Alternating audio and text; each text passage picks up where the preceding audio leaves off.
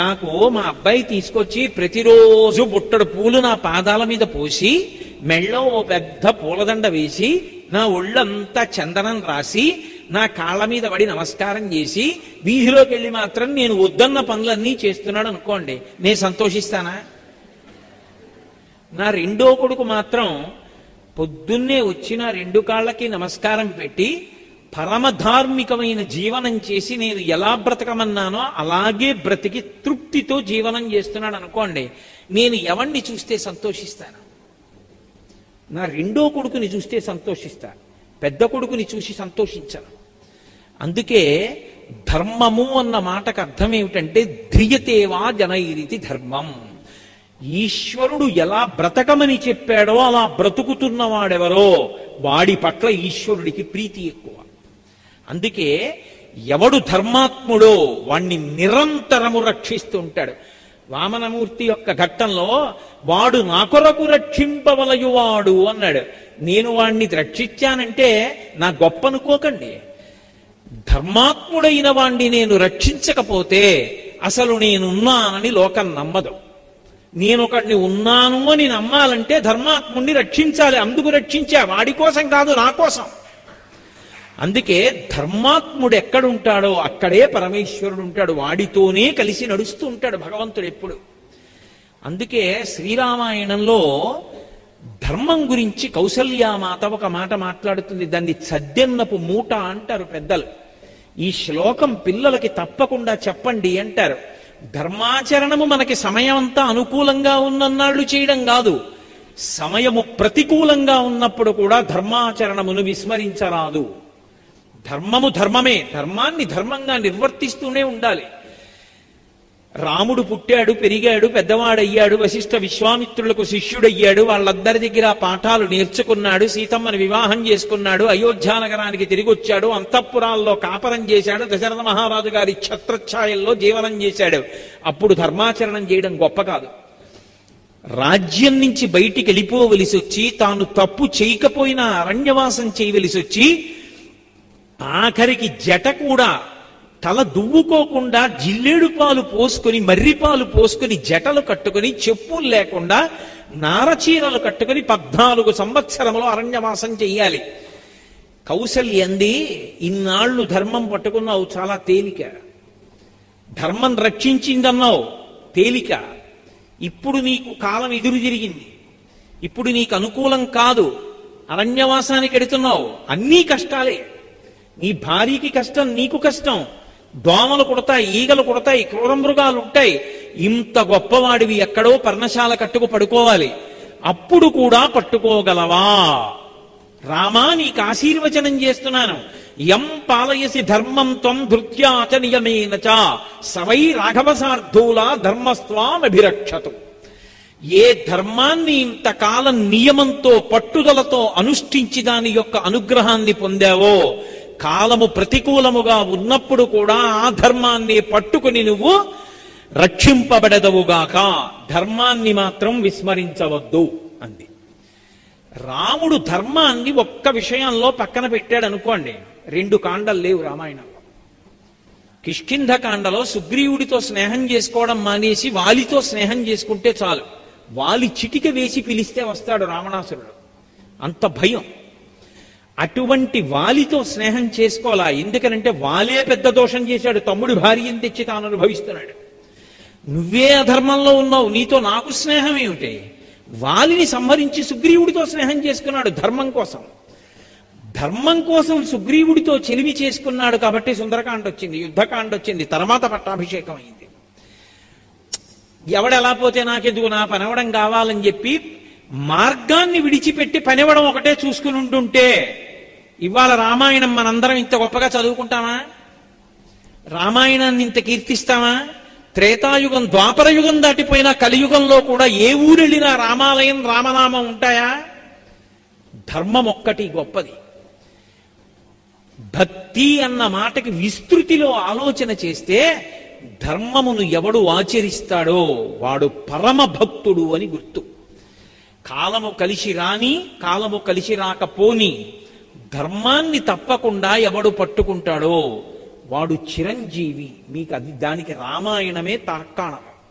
రావణాసురుడు తపస్సు చేసి చిరంజీవిత్వం అడిగాడు, కుదరదన్నాడు బ్రహ్మగారు. కుంభకర్ణుండి అసలు అడగడానికి అవకాశమే ఇవ్వలేదు. విభీషణుడు నాకు ఎప్పుడూ ధర్మం మీద అనురక్తి నిమ్మని అడిగాడు, నువ్వు చిరంజీవి అన్నాడు.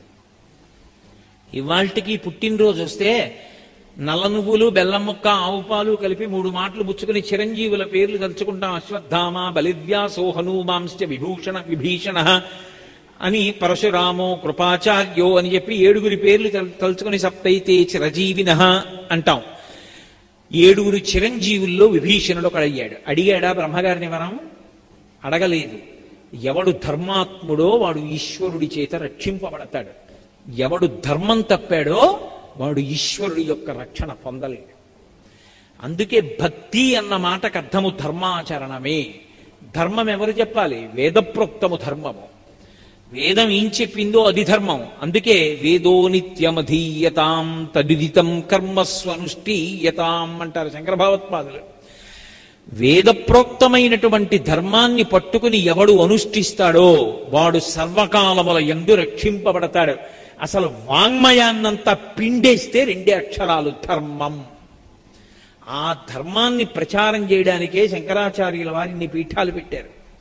ఆ ధర్మాన్ని లోకంలో ప్రచారం చెయ్యడానికే ఇన్ని గ్రంథాలు వచ్చాయి, ఇంత వాంగ్మయం వచ్చింది.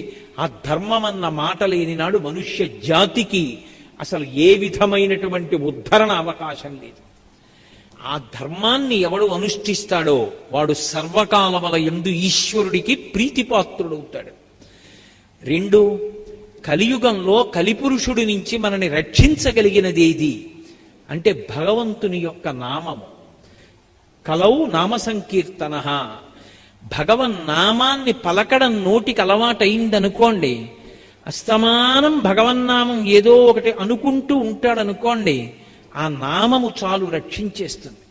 ఒక మంత్రం చెయ్యాలి అంటే శౌచం ఉండాలి, స్నానం చేసి ఉండాలి, అంగన్యాసకరన్యాసాలు చెయ్యాలి, ధ్యాన శ్లోకం చెప్పాలి, గురువుగారి దగ్గర ఉపదేశం ఉండాలి, కదలకుండా తొందరపడకుండా శరీరావయవములు కదపకుండా జపం చెయ్యాలి. భగవన్నామం చెప్పడానికి నువ్వు ఏ స్థితిలో ఉన్నావన్న దాంతో సంబంధం లేదు. ద్రౌపదీదేవి ఏకవస్త్రయై రజస్వలా దోషంతో భగవన్నామం పిలిచింది. రాలా ఈశ్వరుడు రక్షించలా? గజేంద్రుడు చచ్చిపోయే ముందు నీటిలో ఉండగా మొసలి వచ్చి పట్టుకుంటే ఇక ప్రాణం పోతోందన్నప్పుడు పిలిచాడు. అది కూడా అర్థమయ్యేటట్టు కూడా పిలవాల. కనీసం అయ్యా మీరు 2 అని చెప్పి పిలవడానికి 33 కోట్ల మంది దేవతలు లేచి నించున్నారు, అసలు ఎవరిని పిలుస్తున్నాడు రా అని అడిగారు. ఏమో అర్థం కాలేదని కూర్చున్నారు. దేవతాలోకానికి అంతటికీ అర్థం కాల ఎవరిని పిలిచాడు. ఎందుకని? అసలు ఏ పేరు వాడలేదు, ఏ గుణము వాడలేదు. వ్యాసుల వారు మూలంలో తస్మై నమ పరేశాయ బ్రహ్మణే అనంత శక్తయే రూపజోరు రూపాయ నమ ఆశ్చర్య కర్మణే నమ శాంతాయ ఘోరాయ మూఢాయ గుణధర్మిణే నిర్విశేషాయ సాంధ్యాయ నమో జ్ఞానఘనాయ చ క్షేత్రజ్ఞాయ నమస్తుభ్యం మహాధ్యక్ష సాక్షిణే పురుషాయాత్మమూలాయ మూల ప్రకృతయే నమః సోహం విశ్వసృజం విశ్వమవిశ్వం విశ్వవేదసం విశ్వాత్మానం పరం బ్రహ్మ ప్రణతోస్మి పరమం పదం యోగరంధిత కర్మాణో హృదియోగ విభావతే యోగినోయం ప్రపశ్యంతి యోగీశం తం నతోస్పృహం నమో నమస్తే కిల కారణాయ నిష్కారణాయ అద్భుత కారణాయ సర్వాగమన్నాయ మహర్ణవాయ నమోపవర్గాయ పరాయణాయ. పోతన గారు యథాతథంగా ఆంధ్రీకరించారు. ఎవ్వని చేజనించు జగమెవ్వని లోపల నుండు లీనమై ఎవ్వని ఎందుడిందు పరమేశ్వరుడెవ్వడు మూల కారణం వెవ్వడనాది మధ్యలయుడెవ్వడు సర్వము తానయైన వాడెవ్వడు వాని యత్మభౌ ఈశ్వరునే శరణంబు వేడెదన్. స్త్రీ పురుష నపుంసక మూర్తియును కాక తిర్య కమర నరాది మూర్తియును కాక కర్మ గుణభేద సరసత్ ప్రకాశి కాక వెనుక నందియుతానగు విభుతలంతు అన్నారు. వచ్చాడా లేదా? స్థితికారుడైన వాడు రక్షణ కోసం పిలుస్తున్నాడు కాబట్టి విష్ణువు పరిగెత్తి వచ్చాడు. నామమునకు నామికి అభేదం. ఇంత పెద్ద సభలో ఎవరో లేచి కోటేశ్వరరావు అన్నారనుకోండి, గభాలను తిరిగి చూస్తానా చూడనా? నామము పిలిస్తే నామి వస్తాడు. ఆ నామమును పలికితే ఉద్ధరణ పొందుతాడు. భగవన్నామములు గౌణములు. నాకు పేరు ఎందుకు పెట్టారంటే లౌకిక నామం అంటారు. పేరు రాసేటప్పుడు తల్లిదండ్రులు వీడిని గుర్తుపట్టడానికి ఓ పేరు పెట్టి పిలిస్తే వీడికి పలకడం అలవాటవా అని పేరెడతారు. భగవంతుడికి ఎందుకు అన్ని పేర్లు? అన్ని పేర్లు భగవంతుడికి అవసరం, ఏదో ఒక పేరు ఉంటే సరిపోదా, పేరు పెట్టి అందరం పిలుస్తాం గొడవ వదిలిపోతుందిగా? కాదు, అవి గౌణములు. అంటే భగవంతుడు ఒక్కొక్క గుణాన్ని ఆవిష్కరించినప్పుడు ఒక్కొక్క నామాన్ని పొందాడు. అందుకే నామాలకి వ్యాఖ్యానాలు వచ్చాయి. శంకరాచార్యుల వారు విష్ణు సహస్రనామ స్తోత్రానికి భాష్యం ఇచ్చారంటే, భాస్కరాచార్యుల వారు మహానుభావుడు మనకి భాస్కరరాయుల వారు లలితా సహస్రనామ స్తోత్రానికి వ్యాఖ్యానం ఇచ్చారంటే అవి కేవలము నామములు కావు, నామముల వెనక ఎంతో వ్యాఖ్యానం ఉంటుంది. ఆ నామము యొక్క వ్యాఖ్యానముతో మనసు రమించిందనుకోండి, అక్కడికక్కడ మిగిలిన నామములు మరిచిపోయి ఆనంద తన్మయత్వంతో నిలబడిపోతాడంతే. మీకు నేను ఒక ఉదాహరణ చెప్పాలంటే, అసలు విష్ణు సహస్రనామ స్తోత్రంలో మొదటిది ఒకటే నామం, మిగిలిన 999 వ్యాఖ్యానాలు. విశ్వం అన్నాను అనుకోండి, చాలా ఒక్క నామాన్ని పరవశించిపోవడానికి. హరిమయము విశ్వాంతయు హరి విశ్వమయుండు హరిమయము కాని ద్రవ్యము పరమాణువు లేదు వంశపావన వింటే అంటాడు సుఖబ్రహ్మ పరీక్షిత్తుతో. ఉన్నది విష్ణు ఒక్కడే, నామరూపాలుగా మాయగా జగత్ ఏర్పడింది. ఒక్కొక్క నామం చెప్తూ ఉంటే మనసు అక్కడ ఉండిపోయిందనుకోండి, సమాధిలోకి వెళ్ళిపోతాడంతే. లలితా సహస్రనామ స్తోత్రం చెప్తున్నాడు, చెప్తూ వరుసగా శ్రీమాత, శ్రీ మహారాజ్ఞి, శ్రీమత్సింహాసనేశ్వరి అంటున్నాడు. చంపకాశో కపున్నాగ సౌగంధి కలసత్కచ అన్నాడు. అమ్మవారి పెద్ద కబరీబంధం ఎంత ఉంటుందిట? ఇంత కాదు, ఈ భుజం మించి ఈ భుజం వరకు ఉంటుందిట అమ్మవారి కబరీబంధం. పోతన గారికి దర్శనమైంది. గజేంద్రమోక్షణ ఘట్టంలో లక్ష్మీదేవి నారాయణమూర్తి వెంట వెడుతుంటే నటభుజద్ధం విల్ల బంధమ్ముతో అన్నారు. ఆవిడ పవిట కొంగు నారాయణుడు పట్టుకుని వెళ్ళిపోతున్నాడు కాబట్టి ఆవిడ పవిట మీద ఇలా చెయ్యి పెట్టుకుని నడుస్తోంది. ఇలా చేతులు కిందకి దింపి లేవు కనుక ఇలా పెట్టుకుని నడుస్తుంటే భుజాలు ఇలా ఇలా ఎగురుతున్నాయి. నడుస్తుంటే ఇలా ఎగిరితే కొప్పు ఇలా వెళ్ళేదిట, ఇలా దిగితే ఇలా దిగేదిట, మళ్ళీ భుజం తగిలితే ఇలా వెళ్ళేదిట. అంత పెద్ద కొప్పు, అంత పెద్ద కబరీబంధం. అందులో పెట్టుకున్న పువ్వులు పెద్ద పెద్ద పువ్వులు, అంత పెద్ద కబరీబంధం కాబట్టే చంపకాశో కపున్నాగ సౌగంధి కలసత్కచ, అంతంత పెద్ద పెద్ద పూలమాలలు ఆవిడ పెట్టుకుంటుంది. సుగంధ కుంతలాంబ అని కామాక్షి దేవాలయంలో ఉంటుంది, కళ్యాణానికి ఎడుతుంది తల్లి. శంకర భగవత్పాదులు సౌందర్యలహరి చేస్తూ అంటారు, ధునోతుద్ధాంతం నస్తులిత దళితేందీవరవనం ఘన స్నిగ్ధ శ్లక్షణం చికుర నికురంబం తవ శివే యదీయం సౌరభ్యం సహజముపలబ్ధం సుమనసౌ వసంతస్మిన్ మన్యే వలమధన వాటీ విటపినాం అంటారు. ఆవిడ కురులలోంచి సువాసనలు వస్తాయిట.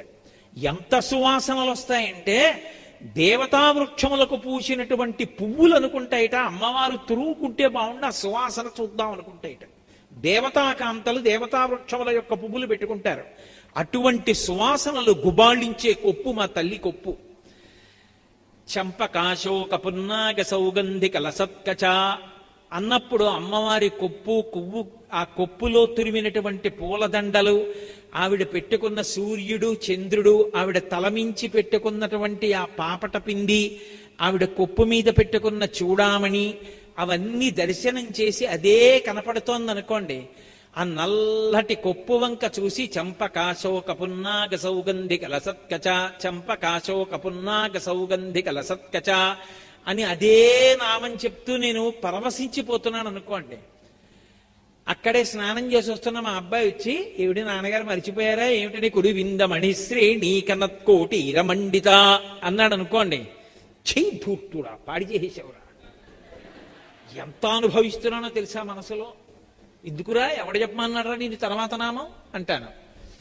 నామములు అనుభవాన్ని పొందడానికి పనికొస్తాయి, అందుకు వ్యాఖ్యానాలు వచ్చాయి.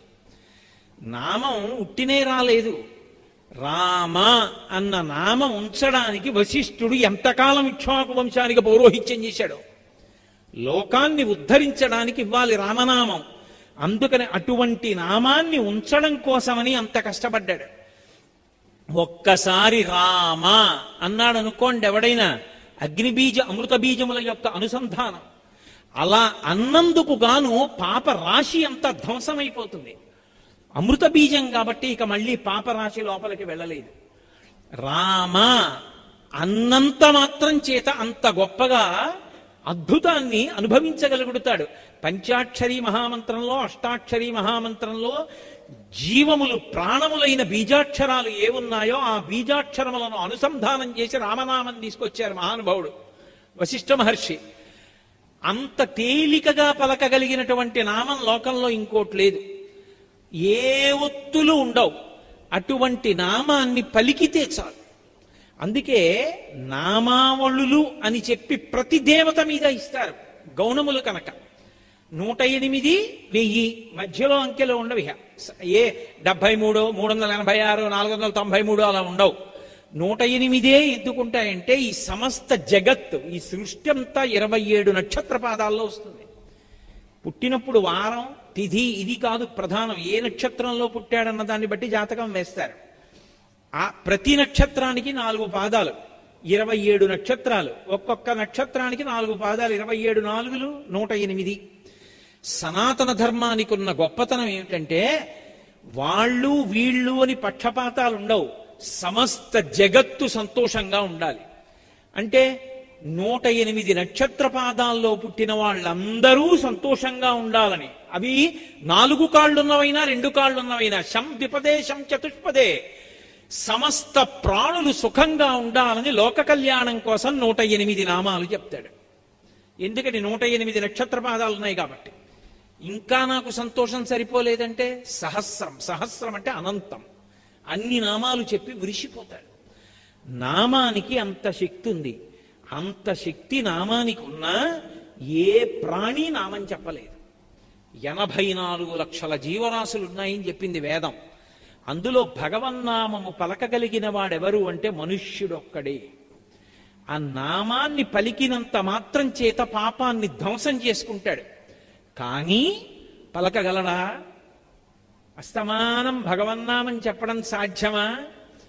అక్కరమాలిన విషయాలు మాట్లాడినంత సంతోషంగా భగవన్నామం చెప్పడం సాధ్యం అవుతుందా? అందుకే పెద్దలైన వారెవ్వరూ నేను భగవన్నామం చెప్తానం లేదు, నా చేత చెప్పించమని అడిగారు భగవంతుణ్ణి. గోపరాజు గారు దశరథీ శతకం చేస్తూ హరునకు విభీషణునకు అద్రిజకున్ తిరుమంత్రరాజమై కరిగిన హల్యకున్ ద్రుపదకన్యకు నార్తి హరించు చుట్టమై బరగిన ఎట్టి నీ పతిత పావన నామము నాదు జిహ్వపై నిరంతరము నటింపచేయుమిక దాశరథి కరుణాపయోనిధి అని అడిగారు. రామా, నేను పలకడం కాదయా నీ నామం. నీ నామము నా చేత నువ్వు పలికించి నన్ను ధన్యాత్ముణ్ణి చెయ్యి. నేను పలుకుతానంటే నేనెక్కడ పలుకుతాను? పలకగలనా నామం? రోజుకి 1 గంట పలికితే 23 గంటలు పనికి మాలిన మాటలే. కాబట్టి నా చేత ఎప్పుడూ నీ నామం పలికేటట్టుగా నీ నామములో రుచి నాకు అర్థమయ్యేట్టు చెయ్యి. అందుకు శ్రీరామ నీ నామం ఎంత రుచిరా, ఎంత రుచి, ఎంత రుచి, ఎంత రుచిరా, పాలు మీ గడల కన్నా పంచదార తేనెల కన్నా శ్రీరామ నీ నామం ఎంత రుచిరా. అంటే పాలు మీగడ కమ్మగా ఉంటాయి, రామనామం నోట్లో వేసుకుంటే కమ్మగా ఉంటుందా, తీయగా ఉంటుందా? కాదు. రామనామం పలకగలిగిన స్వరపేటిక నాకొక్కడికే ఉంది. ఆ నామం పలికి ధన్యుడను కాగలనన్న జ్ఞానము నా మనస్సు యందు స్థిరమై రూఢమై నిలబడి ఆ నామమును పలుకుట యందు అనురక్తుడనగుదునుగాక. అది రుచి తెలుసుకోవడం. అటువంటి మనస్సు నాకీ రామ ఇచ్చి నా చేత ఆ రామనామం పలికించు. అది భగవన్నామమైతే చాలు, కాపాడేస్తుంది. అందుకు కాళహస్తీశ్వర శతకంలో ధూర్జట్ అంటాడు, పవి పుష్పంబగు అగ్ని మంచగు ఆకూపారం భూమిస్థలంబగు శత్రుండతిమిత్రుడౌ విషము దివ్యాహారమౌ నిన్నగా అవనీమండలి లోపలం శివ శివేచ్ఛాభాషణోల్లాసకిన్ శివా నీ నామము సర్వవస్యకరమౌ శ్రీకాళహస్తీశ్వర. ఇప్పుడు అప్పుడేమిటి? శివా నీ నామము ఎప్పుడూ చెప్పాలి. మీ నామము ఎప్పుడూ చెప్పుకుంటుంటే పాపరాశి ధ్వంసమై భగవంతుడికి దగ్గరై మనుష్యుడు మనుష్య జన్మకి సార్థక్యం వహిస్తాడు. కలియుగంలో భగవన్నామం చెప్పడమంత తేలిక మార్గం, భగవన్నామాన్ని పలకడం చేత పొందగలిగినంత రక్షణ అంత తేలికగా దేని చేత పొందలేరు. ఎందుచేత అంటే భగవన్నామం పలకడానికి ఏ శౌచము అక్కర్లేదు. ఆఖరికి మంచం మీద పడుకుంటే ఏ మాట చెప్పడానికి వీల్లేదు. ఆఖరికి పెద్దలు మాత్ర కూడా నోట్లో వేసుకోరు. మంచం మీద పడుకుని 104 జ్వరంతో ఉన్న కిందకి దిగి మాత్ర వేసుకుంటారు. అటువంటి మంచం మీద పడుకుని ఉన్నప్పుడు పీడకల వచ్చినా కూడా భగవన్నామని చెప్పచ్చు. దుస్వప్నే స్మర గోవిందం సంకటే మధుసూదనం కాననేన రసింహం చ పావకే జలసాయనం జల మధ్యే వరాహం చ పర్వతే రఘునందనం. ఎప్పుడు ఎక్కడున్నా భగవన్నామం పలుకుతూనే ఉండాలి.